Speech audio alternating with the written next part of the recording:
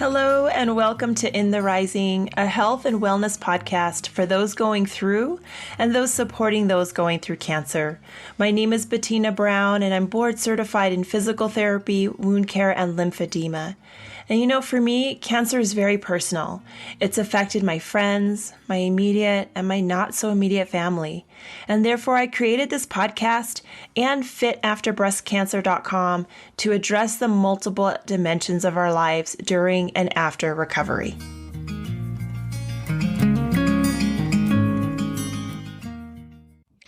So this is going to be part 2 of my conversation with Amy Robinson. She has such a really wonderful and gentle way about her in describing her own feelings and her situation, her own vulnerabilities, and uses that to really empower others and help them in their own transformation journey. I'm really excited for you to hear the second part of our conversation today and listen in for today's power quote at the end of our conversation.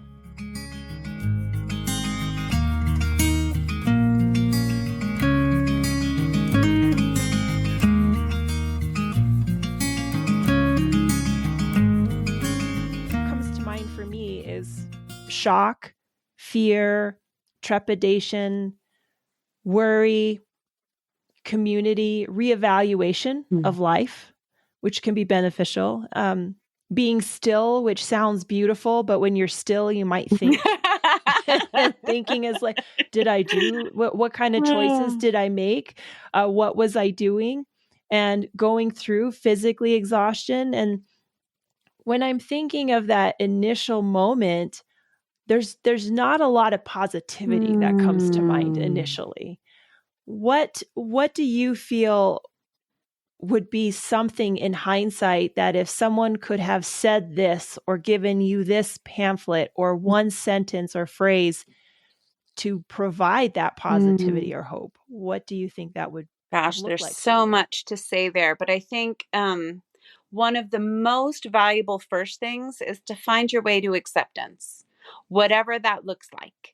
In the beginning, it's kind of like the stages of grief, right? You have a diagnosis and you're trying to like think your way out of it and think, can I avoid this? Or maybe it won't be like this for me, or all of these different things. And once you chart your path, then to find your way to acceptance of that. And then the next stage from the acceptance, I feel like, is kind of blessing your path, if it's okay to say that. One of the things that some of the people that I talked to recommended was like praying over your chemo bag or just sending it good energy, so that you were hoping that even though these were very strong chemicals that, for me made me very ill, that I was wanting to just bless it so that as it came through, it was going to do its job to the best of its ability. And I think finding our way from that resistance to what is to acceptance of what is, and then moving from that to a place of trusting what is so powerful. It's like not just faith in the process or a greater power or the universe or whatever that might be, but trusting that things are going to unfold in the way that is best for us, even if we don't understand it. And then just moving forward on that path. And in my meditation process and practice, that's something that I work with as well. Like I walk us through a guided meditation where we acknowledge that there is a path before us, and sometimes we can only see the next step. We can't see the whole path, but we trust that every step will be illuminated as we need it. And so we just keep stepping forward on that path. And for me, that sense of trust, even though I didn't have it all figured out, but just trusting the process, trusting my life, trusting the universe, trusting it transformed the process for me. And it did make me feel like, even though I didn't have the answers, that, my path was blessed. And so it has been. And I think that's so powerful because listening to that, I'm like, that sounds really nice. It sounds like a really nice thing, a guided meditation. But how is that in practice? And I heard this the other day, this analogy, and it made my jaw drop because I was like, that makes sense. And it's like when we are driving at night, right? You have your headlights on. You're going 60, 70, 80, Yeah. I'll stop there, miles an hour on the interstate with your headlights showing 100 feet in front of you. You do not have the entire path lit from A to B. You are literally in the dark with only a little bit of light, Yes. and you are zooming towards it because you have faith and you have trust in this Yeah. entire process. And in the analogy, it really brought that back to day-to-day life. We think we can see the whole pathway, but we really can't, whether it's the daylight or not, right? From New Mexico to California, there's a lot of nothing you see because it's a Yes. very long road. It's a very long Yes. stretch of road. So I can't see it in the daytime either, but I feel Mm. like I can. But I really can't. And I think it's having that awareness that that is really how it Yes. always is, Yes. always has been. And let's just accept that Yes. and trust that in that Yes, same and way. this is the transformational power of the experience of cancer. And I think big challenges that we might face in our path is that it forces us to get out of our limited human thinking and stretch beyond to the place of trust, because these experiences demonstrate for us that we cannot have all the answers at that point. It's just too big for us. And so then we move from that place of, the challenge in the moment of what we have to handle into a place of, okay, this burden is too large for me. So I'm going to just kind of ease the burden and move into trust and just keep taking the best step forward that I can in trust, knowing that things will unfold as they should. It's a big leap forward. It's kind of like leaping off a cliff and Yeah. knowing that your wings will form on the way down.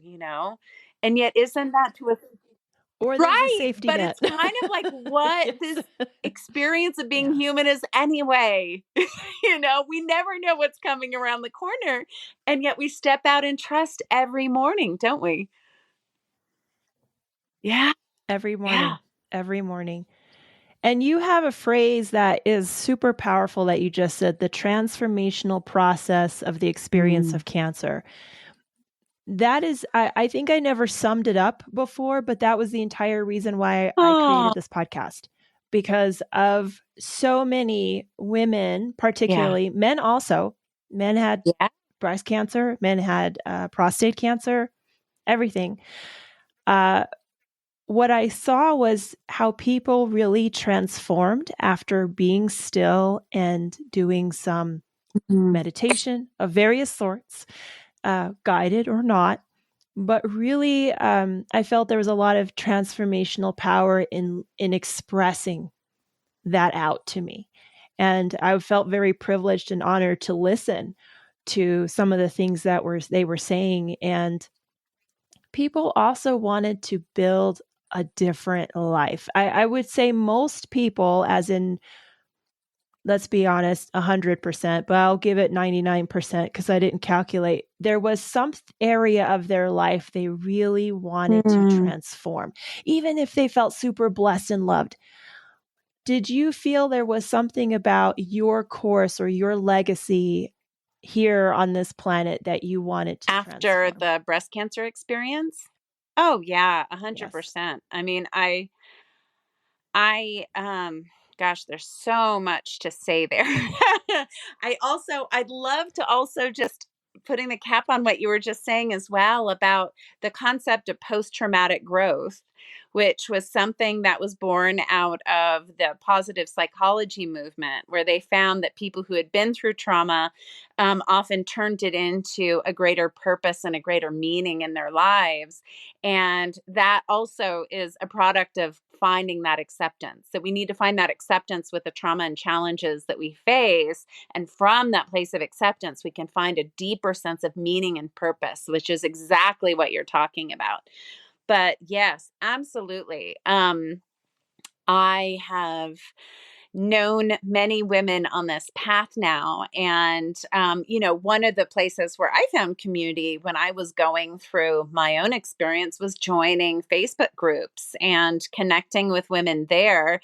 And I felt like I got so much information from them. And I felt like it was a sacred duty for me to pay that forward and share as much useful information with other women as I could. And I had an experience that was so beautiful. I highly recommend this group, but it's the Little Pink Houses of Hope is a breast cancer charity, and it sends families affected by breast cancer on vacation.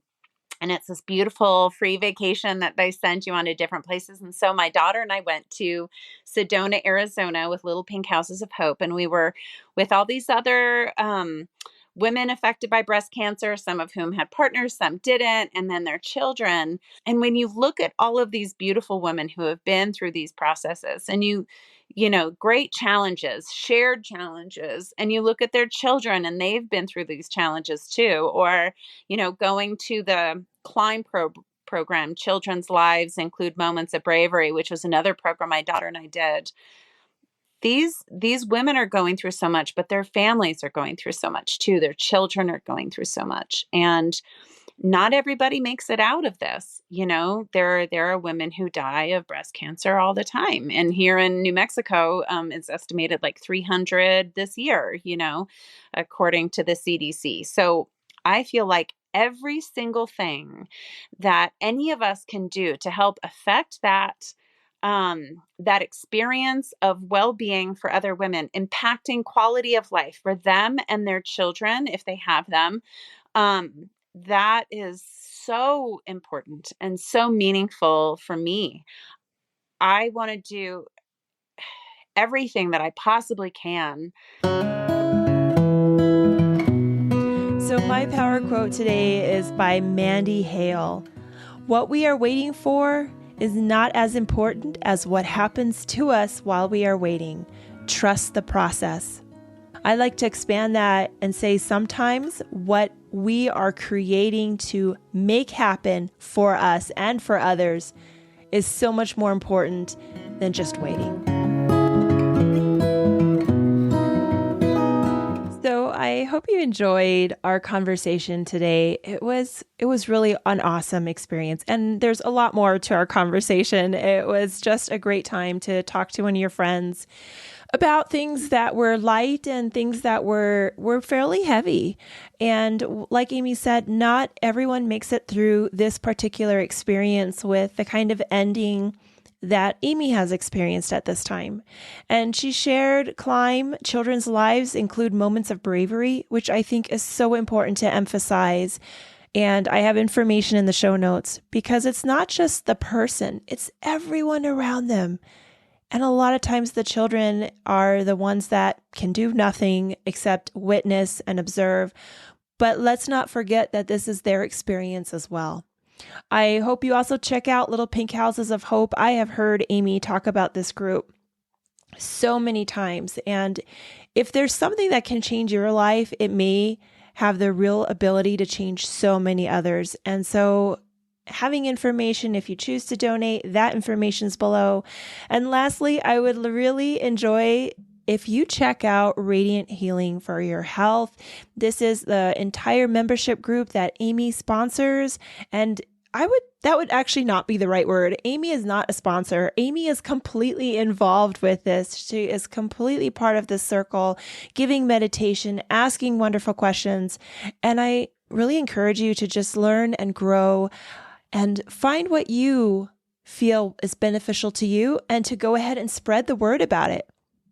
One of the things I ask you to spread the word about is In the Rising podcast, which is all about health and wellness and really putting this podcast into the hands and ears of those that need it the most. You never know. You can share it on all of your favorite platforms. And if you leave it as 5-star review, it helps so much. This podcast land in the laps, ears, hands of those that need it and may not even be aware of it. Until next time, let's keep building one another up.